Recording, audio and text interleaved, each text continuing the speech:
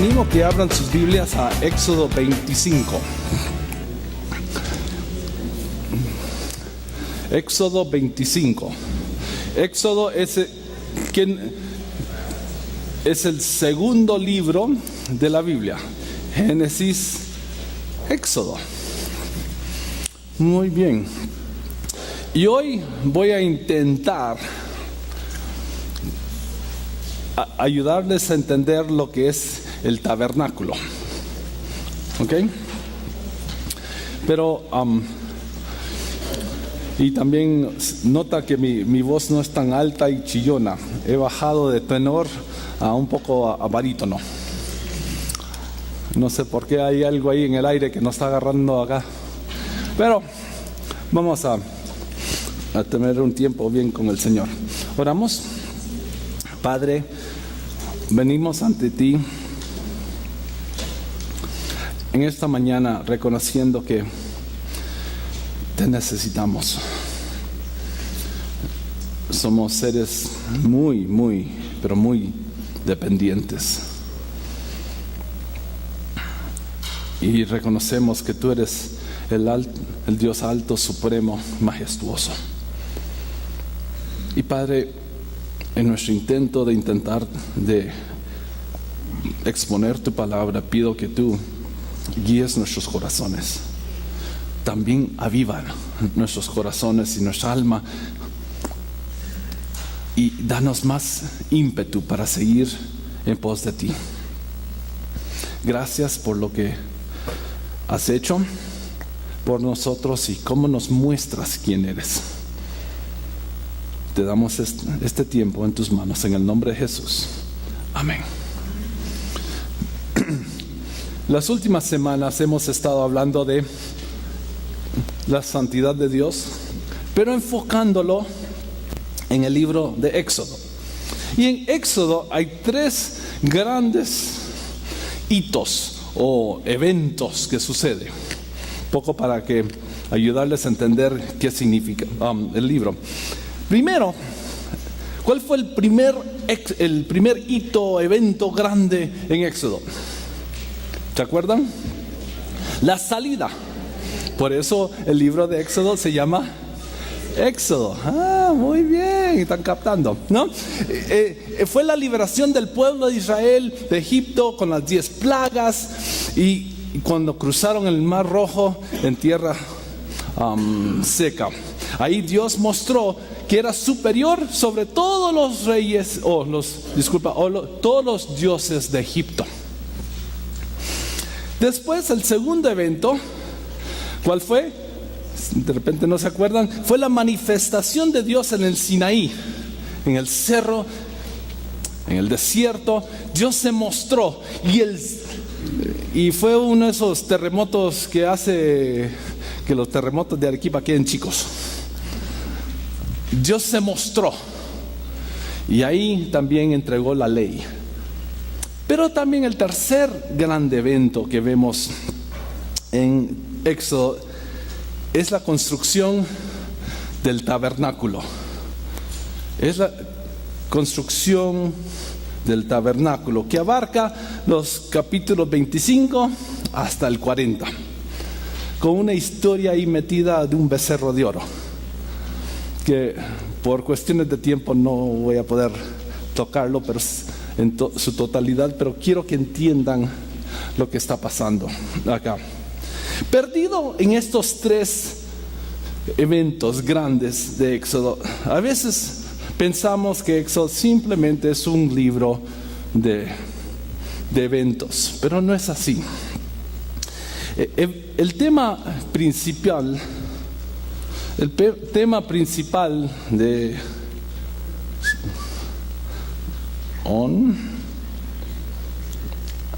ahí está. El tema principal de Éxodo es la revelación de Dios al pueblo de Israel. Acuérdense, ¿qué había pasado? ¿Cuánto tiempo habían estado en Egipto?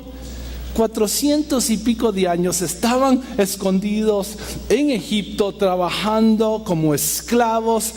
Y el momento que ellos salen de ese entorno chiquito, esa burbuja de 400 años, es necesario que ellos se reencuentren con el Dios que los había salvado. Y todo lo que pasa en Éxodo es para que Israel conociera el carácter de Dios. Todo lo que pasa en Éxodo es para que ellos conocieran el carácter de Dios, su justicia, su poder, su fidelidad, su misericordia y sobre todo, su santidad.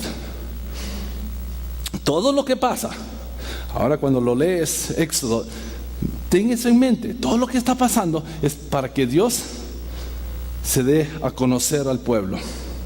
Y a veces lo vemos claramente, pero a veces no es tan claro, especialmente con el tabernáculo. Y lo que voy a hacer es repasar bastante rápido los diferentes muebles en el tabernáculo. ¿Ok? Primero cosa que vemos, y que lo he añadido porque no está en Éxodo tan claramente, no es en hasta Números, pero vemos que el tabernáculo, ¿dónde estaba? ¿Cuál era su lugar en el campamento? En el centro del campamento. O sea, cuando la nube o la columna de nube salía, ¿qué hacía el pueblo? Se levantaba y seguía la nube. Y cuando paraba, ahí establecían el tabernáculo. Y alrededor del tabernáculo estaban los levitas, los que se encargaban del tabernáculo. Y después a su alrededor, 4 escuadrones de 3 tribus estaban a su alrededor. Vemos que inmediatamente que el tabernáculo estaba en medio del pueblo. No era en un cerro, no estaba afuera, sino en medio. Una vez establecido el tabernáculo, había un atrio que aproximadamente era el terreno de nuestro local, de casi 1000 metros, 22.5 por ancho y 45 por largo. ¿Ok? Pero al entrar al lugar, al atrio, el primer mueble que se veía era el altar de bronce. Ahora, todo esto son caricaturas, no tenemos el original, son artistas, trataron de plasmar lo que parece que la Biblia nos dice, ¿ok? Y no son mis dibujos porque yo no puedo. Ok, primero era el altar de holocausto, también conocido como el altar de bronce. ¿En qué está hecho el altar de bronce? De bronce, muy bien, muy bien. Claro, estaba hecho de bronce, madera cubierta por bronce, era 2 metros por cuadrado y 30 centímetros con cuernos en cada esquina. Este mueble se usaba para los diferentes sacrificios que Dios demandaba. O sea, tú entrabas al atrio, la primera cosa que ibas a ver era el altar enfrente tuyo. Detrás del altar había lo que llaman la fuente, común y corriente, conocido como el lavadero. ¿Ya? Detrás de eso, era una fuente hecha de bronce, estaba a la intemperie. Los sacerdotes, cada vez que entraban al tabernáculo, tenían que lavarse las manos y los pies.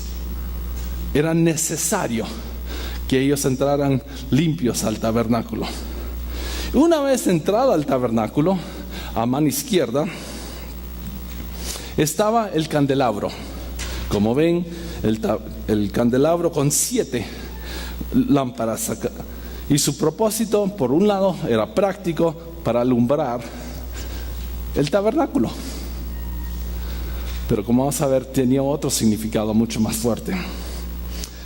Al otro extremo, al entrando a mano derecha, era la mesa, la mesa de panes.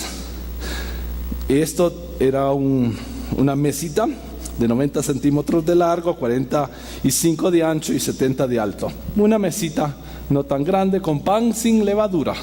Ojo, levadura no podía entrar en el tabernáculo. Y ahí se ponía el pan para los sacerdotes. Enfrente se encontraba el altar de incienso. Ahí se quemaba el incienso. Era un altar de 45 centímetros por lado, con cuernos a cada esquina. Y estaba enfrente de la cortina más famosa del mundo. Una cortina que separaba el lugar santo del lugar santísimo. Y detrás de esa cortina se encontraba el arca del pacto. El arca del pacto, podemos decir que era un baúl rectangular de oro. Y dentro de ese baúl se encontraba una copia de la ley de Dios, un poco del maná que los israelitas habían comido en el desierto, y también la vara floreciente de Aarón. Pero lo importante no era lo que estaba dentro, sino lo que estaba encima. Encima, lo que ustedes ven, se llamaba el propiciatorio. Era dentro o encima, donde los ángeles extendían sus alas, la presencia de Dios estaba. Nota lo que dice Éxodo 5:22. Yo me reuní ahí contigo en medio de los dos querubines que están sobre el arca del pacto. Desde la parte superior del propiciatorio te daré todas las instrucciones que habrás de comunicarles a los israelitas. O sea, la parte de arriba estaba la presencia de Dios. Pero se dan cuenta que estaba escondido en lo más profundo del tabernáculo. Tenías que entrar al atrio, tenías que pasar por todos los otros muebles y la cortina para poder llegar a la presencia de Dios. Ahora, este tabernáculo, y por medio de este tabernáculo, Israel tenía la oportunidad de conocer a Dios. El tabernáculo tenía la función, si queremos, pedagógica para el pueblo de Israel. El propósito fundamental del tabernáculo era crear una manera por la cual Dios podía tener una relación con su pueblo. Dios estaba en medio de ellos y decía: ok, ¿quieren tener una relación conmigo? Acá está, el tabernáculo es la manera que ustedes van a entender cómo pueden tener una relación conmigo. Pero no solo cómo, sino el mecanismo de cómo tener una relación con Él. Y por medio del tabernáculo, sus ritos, Israel tenía la oportunidad de conocer a Dios. ¿Ok? Con eso ya entendemos cuál es la función. Pero ¿cuáles eran las lecciones que Dios quería que el pueblo conociera? Lo más importante. ¿Ok? Primero, lo que vamos a ver son cuatro características de Dios que vemos en el tabernáculo. Ahora, Esteban, ¿cómo es que vamos a conocer a Dios? En medio de un toldo.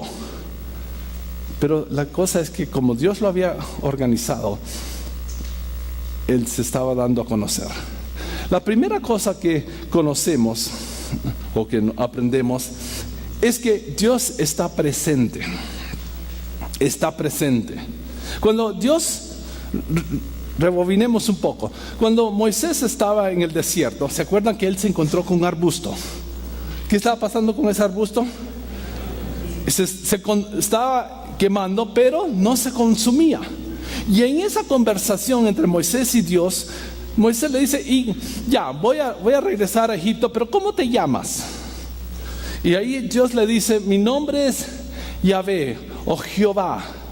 Eso significa que Dios está presente. O sea, una de las cosas que aprendemos es que Dios está presente. El tabernáculo estaba en medio del pueblo. No estaba afuera, no estaba en un monte, sino en medio, junto con, y como decimos nosotros, revueltos, juntos y revueltos. Estaba en el pueblo. Estaba en el pueblo. Ahora, si regresamos a Éxodo 25, esto es lo que Dios dice: después me harán un santuario para que yo habite entre ustedes. Lo que Dios había empezado con Moisés diciendo, yo soy el Dios presente, siguió. Años más tarde, cuando están en el Sinaí, Dios le dice, ok amigos, yo quiero que construyan un tabernáculo, porque yo soy el mismo Dios que le dijo a Moisés que estoy presente, y yo quiero habitar junto con ustedes. Yo quiero habitar junto con ustedes. En términos teológicos, les voy a ayudar a ampliar su vocabulario teológico, ¿ya? Dios es inmanente. Ya, inmanente. Eso suena a imán o algo así. Pero el punto es que es la misma palabra que Dios usó cuando José le dice, ¿qué nombre le voy a poner a Jesús? La Virgen concebirá y dará luz a su hijo y lo llamará Emmanuel, que significa Dios con nosotros. Cuando hablamos de que Dios es inmanente, es que Él está aquí. Él está aquí. Y lo celebramos todos los domingos. Y lo celebramos todos los días cuando estamos en nuestro tiempo devocional. Él está aquí. Inmanente viene la misma raíz de Emmanuel. Él está presente. Dios está cerca, no está lejos. Dios me conoce, Dios vive junto conmigo, Dios está conmigo, está aquí. Ese es el mensaje que Dios le está diciendo al pueblo cuando pone el tabernáculo en medio de ellos. Yo estoy presente, no estoy alejado de ustedes. Y años más tarde,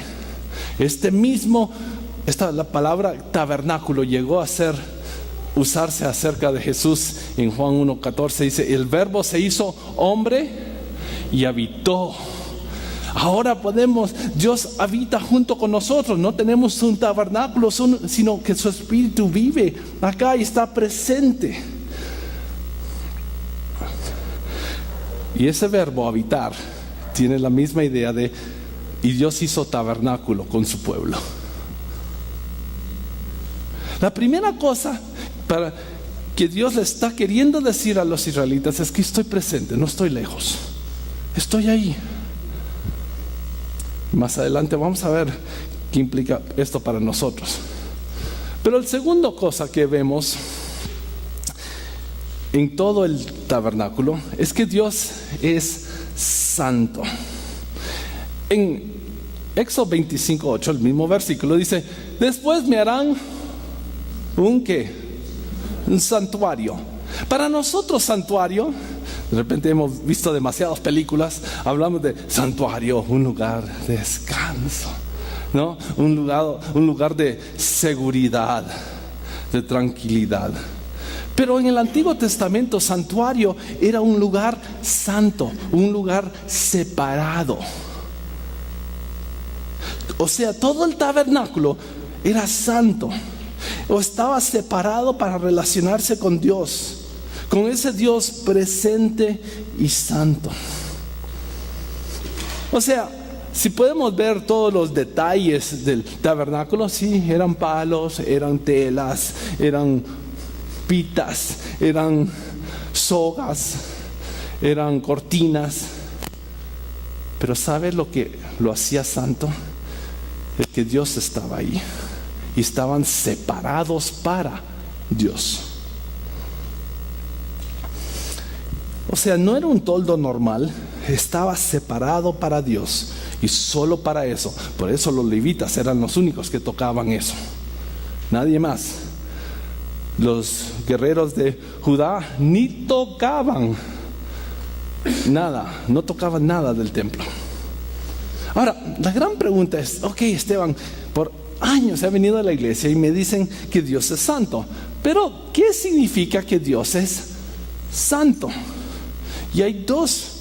Primero, quiero decirles que todos los teólogos le dan vuelta a este tema. Y santo es aquella característica que define a Dios como Dios, o lo que lo separa del hombre. Y hay muchos aspectos de la santidad, pero por un lado, solo quiero que ustedes entiendan, cuando Dios es santo, es aquella cosa que lo separa de nosotros. ¿Nosotros somos santos? Bueno, yo no. Bastante limitado. Todavía me da hambre de vez en cuando. Pero no soy santo. Pero la santidad de Dios es aquella cosa que lo define como Dios. Ahora, uno de los aspectos es que Dios es trascendente. Les dije que iba a usar palabras grandes porque lo estoy empujando un poco. Primero es inmanente, ¿no? Dios está con nosotros. Que Dios es trascendente es que es parte de su santidad que se refiere a la majestuosidad de Dios, de todo su poder, de ser grande, y que lo hace bastante difícil acercar. Te lo voy a poner de esta manera. Si entrara Martín Vizcarra, bueno, de repente mal ejemplo, pero sígamela. Ya, si entrara Martín Vizcarra o un personaje bastante importante en la historia del hombre, ¿cómo se sentirían ustedes? ¿No? Oye, compadre, ¿cómo estás? ¿Cómo está usted, señor presidente? ¿No? La majestuosidad, solo imagínate eso multiplicado millones de veces. Esa es la majestuosidad, la trascendencia de Dios. Y se llama, o hablamos de Dios que es trascendente, porque Dios trasciende el mundo, trasciende nuestros sentidos, trasciende nuestra perspectiva. ¿Has intentado definir a Dios? ¿Es grande? Bastante grande. Para decirte la verdad, no sé. Es tan grande que no te puedo decir qué es. Ese sentido es trascendente. Dios es trascendente. Él trasciende nuestra habilidad de entenderlo. Él trasciende nuestro mundo, nuestra experiencia. Y no está limitado por el mundo ni por nosotros. Él no le rinde cuentas a nadie. Simplemente trasciende toda nuestra experiencia. Y por eso podemos decir, de cierta manera, que Él es majestuoso. Y la palabra trascendencia nos ayuda a entender que va más allá de lo que yo puedo imaginar. Y el propósito de construir el templo y ponerlo en medio del pueblo era para que Israel conociera que Dios los trasciende. Que conocieran al Dios que trasciende su experiencia, su mundo, y que lo gobierna. Ellos ya habían saboreado un poquito. ¿Se acuerdan cuando cruzaron el Mar Rojo? Saborearon un poco que Dios les trasciende, porque Él agarró el mar y este charquito, ya le voy a abrir campo. Charquito ni que nada. Digo, pero eso es lo que pasó. Saborearon eso. Pero cuando ponen el tabernáculo en medio, ahí por tu tienda de campaña de tu tío, ¿te acuerdas? Ahí lo pone y empieza a darte cuenta que Dios trasciende. Aunque estaba cerca, y mientras lo podían ver, mientras podían ver la columna de nubes y la columna de fuego de la noche, ellos no se podían acercar así por así. Tenían que empezar desde afuera, pasar el altar, la fuente, el lugar santo y el lugar santísimo. Y si ibas a hacerlo, solo una persona lo podía hacer, y solo una vez al año, el sumo sacerdote. Y cuando lo hacía tenía una soga alrededor del tobillo, por si acaso él no hacía nada, y con campanitas, exactamente. Y si no hacía bien, moría, bueno, lo podían arrastrar. Dios trascendía su mundo.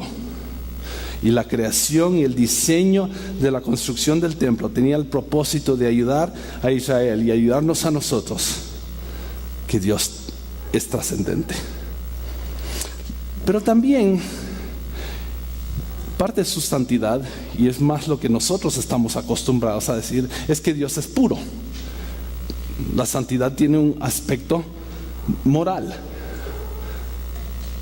Y Dios es santo en el sentido que está separado totalmente del pecado. El pecado no tiene ningún lugar en la presencia de Dios. Y Él es totalmente puro, santo, apartado del pecado e inmundicia. Y por eso no se le podía acercar ligeramente. Veamos unos muebles del templo para que nos acordemos de su pureza. Cuando entrabas al atrio y tenías el altar de bronce, ahí en el altar se sacrificaban animales. ¿Para qué? ¿Cuál era el propósito de eso? El Antiguo Testamento nos dice que era para cubrir los pecados del hombre. El hombre, por estar lleno del pecado, no podía entrar a la presencia de Dios, sino que necesitaba un sustituto, necesitaba la sangre de un inocente para que él podía seguir acercándose. Pero aún con ese sacrificio, el sacerdote o la persona que entraba necesitaba lavarse.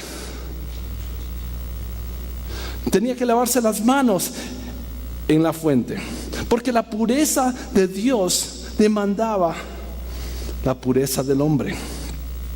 Y una vez lavado por la sangre del sacrificio, lavado con el agua, tenía semejante cortina enfrente de ellos para poder entrar en la presencia de Dios. Y ahí él no podía entrar por su propia cuenta.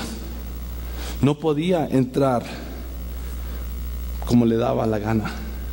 Necesitaba su pureza. Dios estaba separado. ¿Entendemos que Dios es puro? Es santo. Un aspecto es que trasciende. El otro lado es que es puro. Y a veces esa pureza no la entendemos en toda su dimensión. Porque Dios es mi chochera, está presente, me acabas de decir, Esteban. Pero también Dios es puro y demanda pureza para que nosotros nos acerquemos a Él. La tercera cosa que aprendemos es que Dios establece la manera de acercarnos a Él. El tabernáculo no solo era un instrumento pedagógico para aprender de Dios, sino que el tabernáculo fue diseñado para que nosotros aprendiéramos cómo deberíamos acercarnos a ese Dios presente y santo. O sea, si tomas el tiempo para leer Éxodo 25 hasta el 40, te vas a dar cuenta que son un mandato encima de otro. Pueblo de Israel, y fulano, tú el artesano que tiene muchas habilidades en la mano, cuando lo haces, hazlo así, así, así, así. Si no lo haces así, así, así, empezarás de nuevo. ¿Ustedes han tenido jefes así? Bueno, pero imagínate Dios, ¿ya? El Dios trascendente, puro. Yo quiero el tabernáculo hecho de esta manera. O sea, toda la estructura del tabernáculo enfatiza que entrar en la presencia de Dios no se hace a nuestra manera, ni una manera casual. Porque todo el relato del tabernáculo fueron mandatos. Dios no delegó la responsabilidad de diseñar el templo al hombre.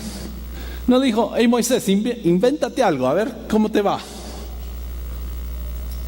No. Dios dijo: si quieren conocerme y quieren relacionarse conmigo, van a seguir estas pautas.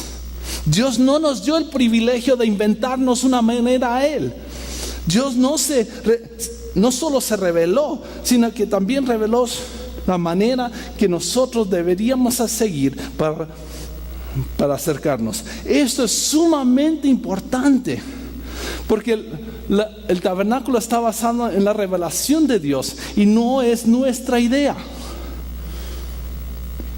Ahora, esto es lo que voy a decir del becerro de oro. Sucede que en el capítulo 32 de Éxodo, Israel no entendió todo lo que estaba pasando y dijeron: hey, vamos a hacer a Dios a nuestra manera. Hicieron un becerro de oro ¿Y cómo les fue? Mal, recontra mal.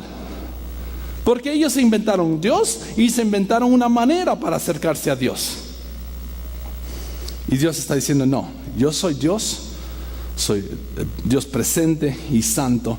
Y también yo les voy a decir cómo llegar a mi presencia. Es que lo que sucede es que el tabernáculo cuida y protege la presencia de Dios. Cuida la pureza, magnifica la grandeza, magnifica la majestuosidad. Y al ponerlo en el lugar santísimo, Dios manda un mensaje bastante claro: yo soy santo, puro y trasciendo su realidad. El hombre no es santo, es un ser limitado y no puede entrar en mi presencia a su manera. Ahora, no sé cómo se sienten ustedes, pero este mensaje no nos gusta escuchar.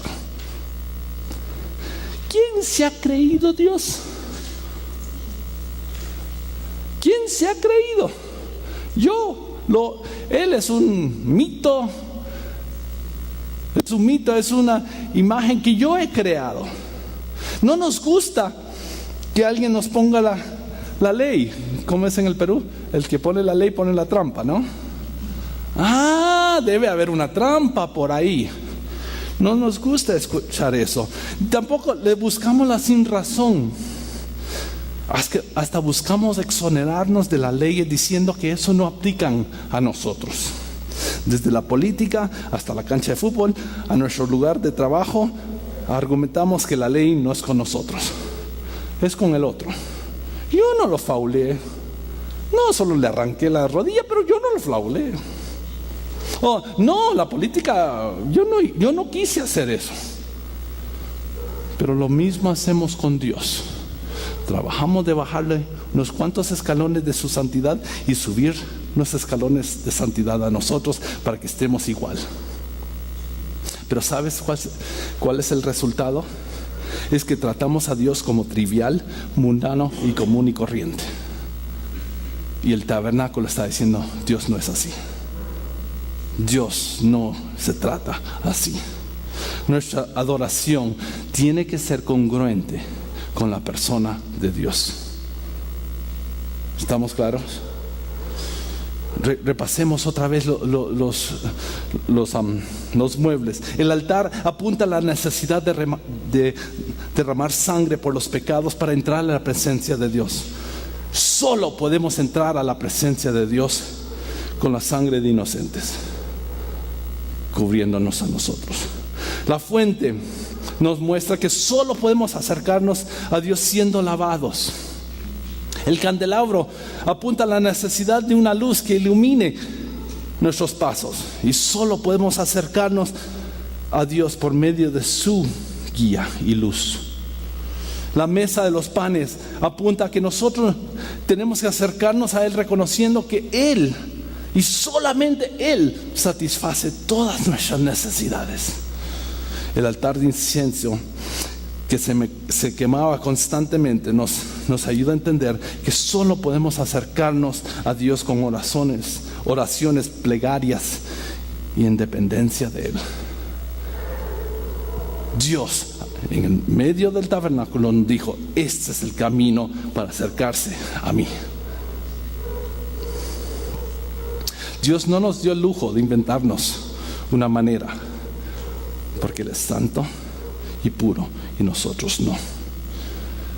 Si alguien te dice: yo adoro a Dios a mi manera, pídele un versículo, porque no es bíblico. Yo no adoro a Dios a mi manera, yo adoro a Dios en la manera que Él ha establecido. Hasta este punto en el sermón están pensando: bueno, parece que el tabernáculo apunta a algo más grande que solo un toldo en el desierto. ¿Sí? ¿Estamos en lo mismo? El tabernáculo apunta a Cristo. Es la cuarta cosa que aprendemos. Sí, todo el diseño del tabernáculo apunta a Cristo. ¿Se han dado cuenta? Mira lo que dice Hebreos 10:1. La ley es solo una sombra, y entiéndase la ley como tabernáculo, ya por el momento. El tabernáculo es solo una sombra de los bienes venideros y no la presencia misma de estas realidades. O sea, el tabernáculo es una sombra de la realidad que es Jesucristo.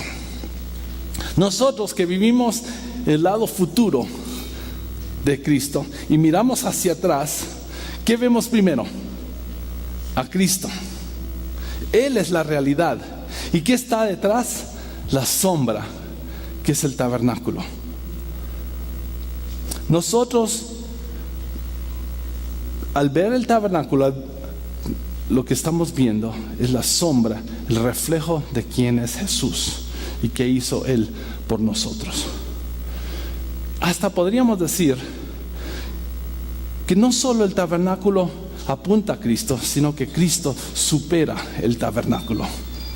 Incluso en Hebreos habla que el tabernáculo es limitado y que Cristo supera todo.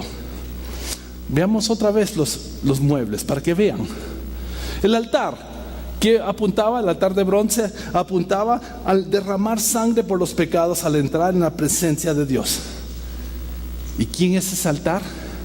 Cristo murió en la cruz, derramó su sangre por ti y por mí. Y por medio de Él tenemos entrada a la presencia de Dios. No entramos por nadie más, por los méritos de nadie. Incluso en Juan dice que Él es el Cordero, cambiando de metáforas. No solo el altar, sino Él es el Cordero que murió en ese altar. Solo por medio de Cristo, el sacrificio de Cristo, podemos entrar a la presencia de Dios. Pero también la fuente apunta a la necesidad de estar limpio. ¿Y quién nos limpia? La sangre de Cristo nos limpia y tenemos entrada en la presencia de Dios, como dice en 1 Juan. El candelabro. Sí, en Juan 8 Jesús dice: yo soy la luz del mundo. Como candelabro, Jesús alumbra a su persona y a su camino de salvación. La mesa de los panes, Jesús mismo dijo: yo soy el pan de vida. El que come de mí tendrá vida. Al entrar y solo por medio de Jesús y una relación con Él, podemos entrar en la presencia de Dios. El altar de incienso, este enfatiza la labor intercesora de Cristo. Él está a la diestra del Padre intercediendo por ti, por mí. Y a su vez anima a que nosotros entremos en su presencia con adoración, oración. ¿Ves cómo cada elemento, cada mueble apunta a Cristo? Pero no solo apunta, sino que nos muestra que Jesús superó todo eso. ¿Por qué crees que no tenemos un tabernáculo hoy? ¿Tenemos un tabernáculo? No, tenemos un cuarto común y corriente. ¿Por qué? ¿Qué lo hace santo? Porque Dios es presente.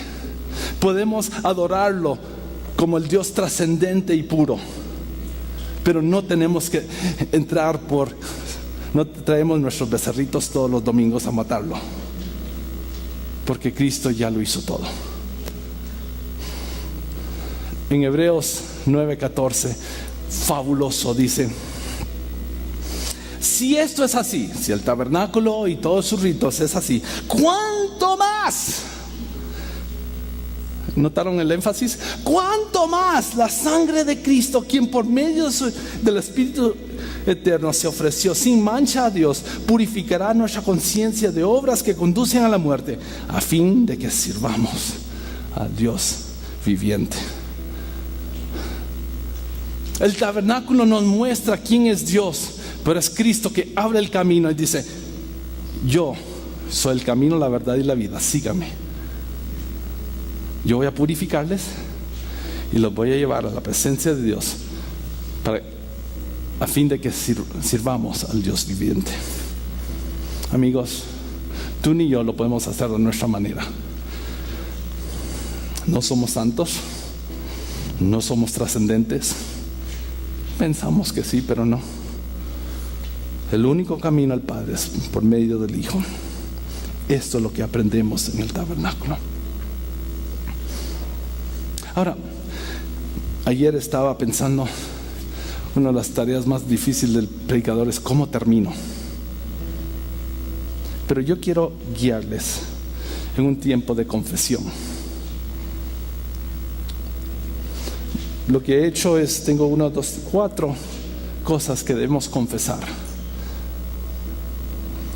Voy a leerlos, voy a tener un tiempo en silencio. Ustedes, en el silencio del cuarto, confiesen esto y terminaré. Cuando hablamos de confesar, a aquellos que de repente nos visitan, no estamos diciendo que soy malo. Bueno, sí somos, pero queremos confesar nuestra necesidad de Dios. Es parte de nuestra disciplina relacionarnos con un Dios trascendente y santo y puro. Confesemos que en nuestro día a día hemos trivializado a Dios. Lo hemos tratado como ordinario, común y corriente, y no hemos reconocido su majestuosidad y pureza. Tomemos un tiempo para confesar.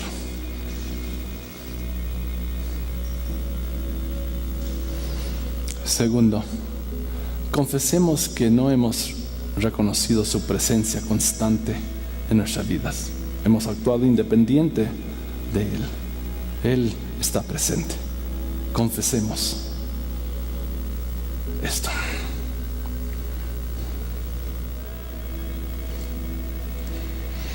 Confesemos que hemos deseado acercarnos a Él a nuestra manera. Confesemos nuestro orgullo. Confesemos que Cristo no ha sido nuestro todo.